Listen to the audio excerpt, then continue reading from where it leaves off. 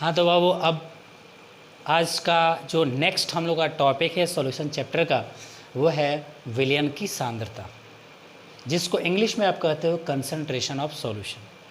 और ये बहुत इंटरेस्टिंग टॉपिक है और मुझे पूरा विश्वास है कि ये पूरा वीडियो देखने के बाद आपको भी इस टॉपिक में इतना इंटरेस्ट जगेगा कि जब भी आप इसके जितने भी पढ़ेंगे पॉइंट्स, उन सभी पॉइंट्स से आने वाले न्यूमेरिकल का बहुत अच्छा तरीके से सभी को सॉल्व कर पाइएगा। तो अब हम लोग चलते हैं टॉपिक की ओर। टॉपिक है हम लोग का विलयन की सांद्रता, जिसे इंग्लिश में कहते हो कंसंट्रेशन ऑफ सॉल्यूशन। अब सॉल्यूशन के बारे में आपको पता है, लेकिन एक वर्ड है नया जिसको आप कह रहे हो कंसंट्रेशन। तो कंसंट्रेशन क्या है, इसको पहले आपको समझाते हैं, फिर चलेंगे हम लोग इसके डेफिनेशन, परिभाषा की ओर। तो अब आता है कि कंसंट्रेशन क्या है। तो ये आप जानते हो कि किसी भी सॉल्यूशन के दो पार्ट होते हैं, एक को बोलते हो सॉल्यूट और एक को बोलते हो सॉल्वेंट। मतलब एक को बोलते हो विलेय तो दूसरे को कहते हो विलायक। अब यहाँ पर एक लाइन में जब लिखा जाता है कि solute plus solvent is equal to solution, तो तीन नाम आपको एक लाइन में है, सॉल्यूट, सॉल्वेंट, सॉल्यूशन।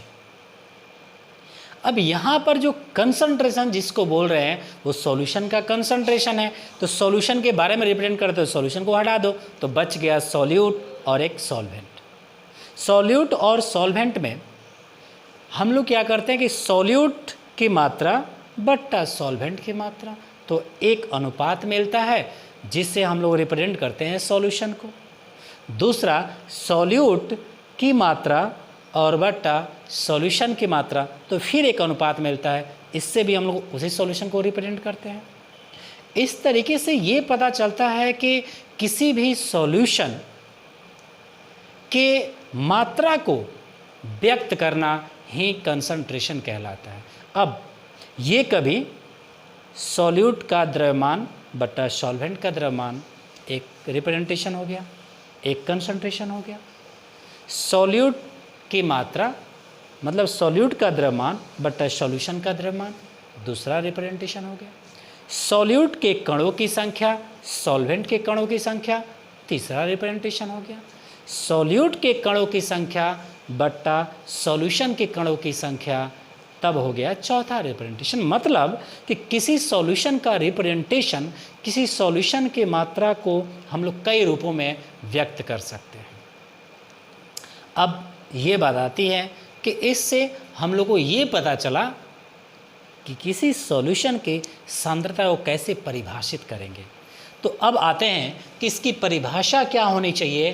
तो इस परिभाषा है कि किसी भी सॉल्यूशन में मिलाए गए, तो आपको पता है कि किसी भी सॉल्यूशन में दो चीज़ मिला हुआ है, एक है सॉल्यूट और एक है सॉल्वेंट। तो किसी भी सॉल्यूशन में मिलाए गए सॉल्यूट एवं सॉल्वेंट की मात्रा को व्यक्त करना सांद्रता कहलाता है। किसी भी विलयन या सॉल्यूशन में मिलाए गए सॉल्यूट एवं सॉल्वेंट की मात्रा को व्यक्त करना सांद्रता कहलाता है। अब किसी भी विलयन की सांद्रता को हम लोग दो आधार पे अलग अलग प्रकार में बांटते हैं। एक आधार है गुण का और एक आधार है मात्रा का।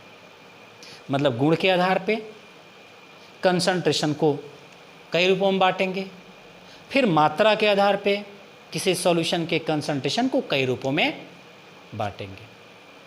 अब यहाँ पर आता है विलयन के सांद्रता का गुणात्मक रूप, गुण के आधार पर। तो गुण के आधार पे किसी भी सॉल्यूशन को दो प्रकार में बांटते हैं। एक को बोलते हैं सांद्र विलयन, इंग्लिश में बोलते हैं कंसंट्रेटेड सॉल्यूशन, और दूसरे को बोलते हैं तनु विलयन और इसको इंग्लिश में बोलते हैं डाइल्यूटेड सॉल्यूशन। अब आपको मोटा मोटी हमेशा के लिए याद करने के लिए आपको बता दें ताकि हमेशा आपके दिमाग में रहे, तो सांद्र विलयन कंसंट्रेटेड सॉल्यूशन का मतलब होता है गाढ़ा विलयन। क्या मतलब होता है? गाढ़ा विलयन। और यहाँ पर है तनु विलयन, तो तनु विलयन का मतलब होता है पतला विलयन, मतलब गाढ़ा घोल और पतला घोल। अब बात ये आती है कि गाढ़ा कब होगा, तो जब विलायक की मात्रा कम और विलेय की मात्रा अधिक।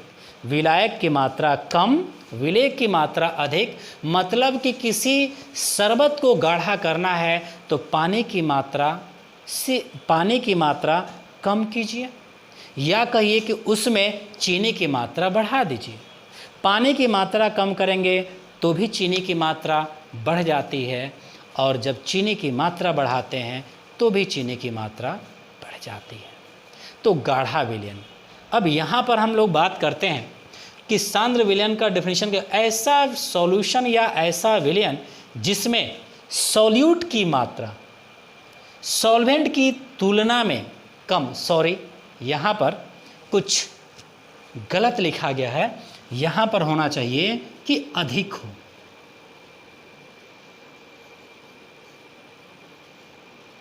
अधिक हो मतलब कि इसमें सॉल्यूट की मात्रा सॉल्वेंट की तुलना में अधिक हो, सॉल्यूट की मात्रा अधिक होना चाहिए, और ऐसा सॉल्यूशन जिसमें सॉल्यूट की मात्रा सॉल्वेंट की तुलना में कम हो, तो यहाँ पर हो गया है अधिक, जिसको हम लोग कह रहे हैं कि यहाँ पे होना चाहिए कम और यहाँ पर होना चाहिए अधिक। मतलब सॉल्यूट की मात्रा अगर सॉल्वेंट की मात्रा से अधिक हो गई तो सॉल्यूशन हमारा गाढ़ा होगा, जिसको कंसंट्रेटेड और सांद्र सॉल्यूशन कहेंगे। और यदि सॉल्यूशन के अंदर पता चलता है कि सॉल्यूट की मात्रा हो गई कम और सॉल्वेंट की मात्रा हो गई ज़्यादा, मतलब चीनी की मात्रा कम और पानी की मात्रा ज़्यादा, तो उसको बोलेंगे कि पतला विलयन है, पतला घोल है, मतलब तनु विलयन।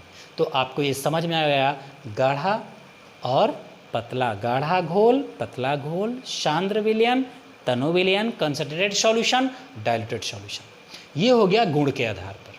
अब हम लोग बात करते हैं मात्रा के आधार पर कि किसी भी विलयन के सांद्रता का मात्रा के आधार पर कई अलग अलग प्रकार होते हैं। तो पहला आता है द्रव्यमान प्रतिशत। ये W का मतलब वेट, वेट बाई वेट, ये भी वजन और ये भी वजन, ये भी द्रव्यमान और ये भी द्रव्यमान। तो द्रव्यमान प्रतिशत जिसको इंग्लिश में कहते हो मास परसेंटेज। आयतन प्रतिशत, वॉल्यूम बाय वॉल्यूम, दोनों के वॉल्यूम का प्रतिशत लेंगे तो ये हो जाएगा आपका वॉल्यूम परसेंटेज। द्रव्यमान और आयतन का प्रतिशत लेंगे तो इसका हम लोग बोलते हैं मास वॉल्यूम परसेंटेज। ये हो गया मास और ये हो गया वॉल्यूम। अब यहाँ पे आता है पार्ट्स पर मिलियन। इस पार्ट्स का ये पी है और इस पर का ये पी है और इस मिलियन का एम। तो पीपीएम इसको बोलते हैं, जिसको पूरे लॉन्ग फॉर्म में कहते हैं पार्ट्स पर मिलियन।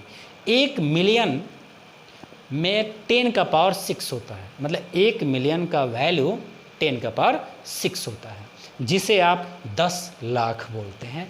इसको 10 के पावर 6 का मतलब ये आपका होता है 10 लाख। 10 लाख, सॉरी लाख में ये नहीं होता, 10 लाख। अब यहाँ पे आता है कि मोल अंश, इसको बोलते हैं मोल फ्रैक्शन। मोलरता इंग्लिश में बोलते हैं मोलारिटी। मोलरता इसको बोलते हैं मोलालिटी और इसको बोलते हैं मोलारिटी। यहाँ रीटी है और यहाँ पे लिटी है, RI यहाँ पर LI, ये ध्यान देंगे। और अब आता है नॉर्मलता, जिसको नॉर्मलिटी कहते हैं, फॉर्मलता जिसको फॉर्मलिटी कहते हैं। लेकिन ये दोनों 8 और 9 नॉर्मलिटी और फॉर्मलिटी आउट ऑफ सिलेबस है। ये हम लोगों के क्लास 12 के सिलेबस में नहीं है, ये ग्रेजुएशन में पढ़ना पड़ता है, या आपको कंपटीशन लेवल का जो एक्स्ट्रा एक्सपेंडेड सिलेबस है उसमें हम लोग को पढ़ना पड़ता है। तो हम लोग को 12th क्लास में ये हम लोग को यहाँ से यहाँ तक 7 पढ़ना है और फिर ये 2 हम लोग को पढ़ना है, और इसी पर हम लोगों का टोटल 12th के क्लास में किसी भी स्टेट बोर्ड में, CBSE बोर्ड हो, बिहार बोर्ड हो या कोई भी अदर स्टेट बोर्ड हो, सभी में जो क्वेश्चन न्यूमेरिकल आएंगे सॉल्यूशन चैप्टर से, वो इसी के आधार पर आते हैं, इसी पर बेस्ड आते हैं, जिसको हम लोग बहुत आसानी से सॉल्व कर पाएंगे। अब इतना सुनने के लिए बहुत बहुत धन्यवाद आपको, और इसके नेक्स्ट वीडियो में इसके नेक्स्ट पार्ट हम लोग एक एक करके अलग अलग सबके बारे में हम लोग चर्चा करेंगे। तब तक के लिए आपको बहुत बहुत धन्यवाद।